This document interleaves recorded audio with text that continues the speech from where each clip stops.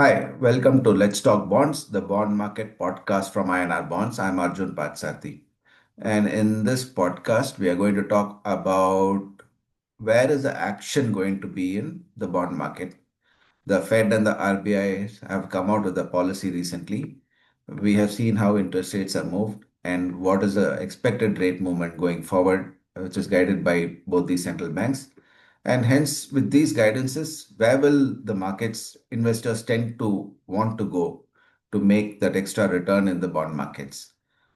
Before we start, just to make sure that investors are the listeners are aware of the risks in bond market. Bonds do carry interest rate risk where prices can go up and down. Credit risk where the principal can may not come back to the investor if the issuer defaults, and liquidity risk where the investor may not be able to buy and sell at the best price possible or may not be able to buy or sell at all. So these are some of the risks that is investors should be aware before they invest in bonds. Coming back to the topic of where the action is going to be. Now let's look at the RBI policy first, which was there last week. So RBI cut rates from 5.5% to 5.25% and guided for a more positive policy in terms of one more rate cut going forward, maybe in February or later, but at least one more rate cut. And this is largely due to the fact that Indian inflation is down sharply. Consumer price inflation is at almost COVID time lows or much lower, as well as even the fact that the nominal inflation has been well below double digit levels now, and this is prompting the RBI to focus its attention on a higher inflation rather than lower inflation because as nominal inflation is if nominal inflation is down, then all the GDP metrics look down. Fiscal to the GDP ratio metrics look down, and hence it is in the interest of a growth economy like India to have higher nominal inflation. So RBI is definitely looking at this angle when they are addressing a rate cut. This and two other factors as well. Even though the last quarter saw a very strong GDP growth of 8.2%, RBI was more inclined towards increasing the inflation metrics rather than looking at the GDP growth and worrying about higher inflation levels, hence the rate cut. And they also stayed accommodative in terms of liquidity. They announced a bond purchase of rupees 1 lakh crores through open market operations. And they also, on the looking at the dollar rupee front, where the dollar has strengthened and the rupee is weakened to all-time lows, well over 90 rupees to the dollar. The RBI is doing a buy-sell swap where they will buy dollars from the banks and give rupees at this point of time. And 3 years hence, they will buy back they will sell these dollars back to the market um, after 3 years at a certain price, right? So this is just to set a price for the 3 year forward market. And RBI is while not showing uh, showing any signals on where they want the rupee to be.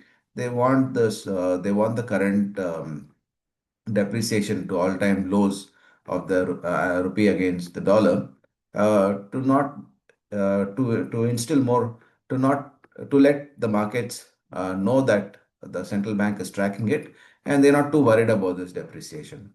So that is one of the key aspects of this policy. So hence the policy will be clearly towards providing liquidity, making sure that the overnight money markets trade at the repo rate levels of 5.25 at this point of time. And there is a one more guidance of another 25 basis points rate cut to 5%. But it also looks like 5% will be the floor for rates going forward for at least for some period of time, and that also now prevents the interest rate markets to move down substantially in anticipation of anything else. And if you look at the longer term government bonds, which is now the 10-year bond has actually, yields have actually gone up even after announcement of bond buyback, bond purchase through open market operations by the RBI. They are still trading at well over 6.5% levels, which is which it has climbed up from levels of 6.15% just a few months back. So clearly, interest rate, the government bond market is not looking at anything very attractive in long-term bonds at these levels, and it might just be that it will stabilize and there's no action from here. There is no direction that's going to take in these markets.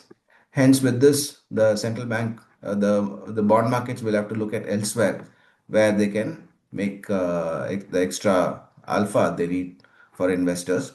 And here is where the high yield credit market will play its part, because with the liquidity that the central bank is promising and the fact that rates are going to be low, credit also, there is a eye on policy for credit growth to make sure credits are growing, and all this will feed into the high yield credit market. So any bonds trading in the range of well over 9%, going anywhere up to the higher double digit levels, we'll see a lot of interest by investors, across investors, both institutional and non-institutional investors, and where there are a lot of um promise of better balance sheets, better improving credit costs, and all these metrics, if they are improving, there will be a lot of action where spreads can come down in these bonds. So that is where I think the bond market action is going to shift in the next 1 year at least.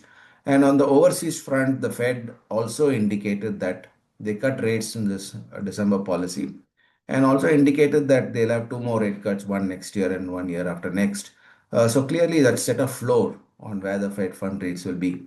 And again, in the global bond markets, also there is no great play in anything because the Fed has guided substantially to where the floor is going to be on rates. And hence, the market there also will have to start looking for elsewhere for better returns on the in the bond market, and that could either move to the high yield bond market in the US, or elsewhere in other currency markets where the yields are much higher, and maybe the capital flows could increase in markets like India, where yields are attractive for foreign investors, and the rupee is also depreciated to all-time lows, and hopefully it may not depreciate too much from here, as in and with all these with all these pictures in the scenario, it may see that capital could flow in, a lot of capital could flow into the high yield market in the Indian space from global investors. So hence, I think clearly the interest is going to be very high in the high yield bond market space.